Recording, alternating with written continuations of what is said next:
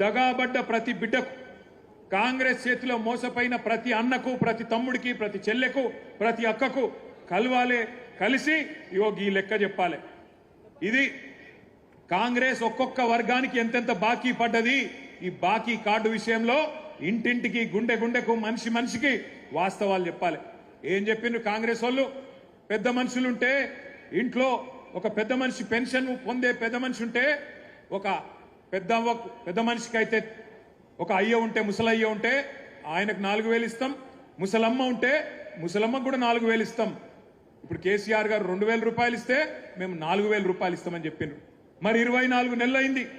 ఎంత బాకీ ఉన్నారు ఆ ముసలమ్మకు, ముసలయ్యకు అని చెప్పి బాకీ కార్డుల రాసినాం. నెలకు 2,000 రూపాయల చొప్పున ఎలక్షన్ జరిగే నాటికి కాంగ్రెస్ పార్టీ, రేవంత్ రెడ్డి ఒక్కొక్క ముసలమ్మకు, ఒక్కొక్క ముసలయ్యకు బాకీ ఉన్నది 48,000 రూపాయలు అనే మాట నేను మీకు గుర్తు చేస్తా ఉన్నా. ఆడపిల్లలకు చెప్పినారు, 18 ఏళ్లు నిండిన ఆడబిడ్డలందరికీ రాష్ట్రంలో ఉండే 1,67,00,000 మంది ఆడబిడ్డలకు నెలకు 2,500 రూపాయలు కాంగ్రెస్ అధికారంలోకి రాగానే 100 రోజుల లోపలనే మా గ్యారంటీ ఇగో మేము ఇస్తామన్నారు.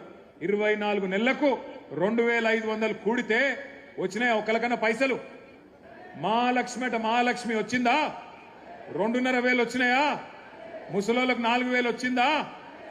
మన పిల్లలకు మన నిరుద్యోగ భృతి అన్నారు, అది వచ్చిందా? అగో అందుకే ఈ బాకీ కార్డు ఇంటింటికి తీసుకుపోవాలి. బాకీ కార్డు ముంగట పెట్టి చెప్పాలి, కాంగ్రెస్ వాళ్ళు మీ ఒక్కొక్కలకు ఇంతింత బాకీ ఉన్నారు. మహిళలకు 50,000 బాకీ ఉన్నారు, ముసలోళ్లకు 48,000 బాకీ ఉన్నారు. ఈ లెక్క మొత్తం ప్రతి ఇంటికి పోవాలని చెప్పి నేను విజ్ఞప్తి చేస్తా ఉన్నా.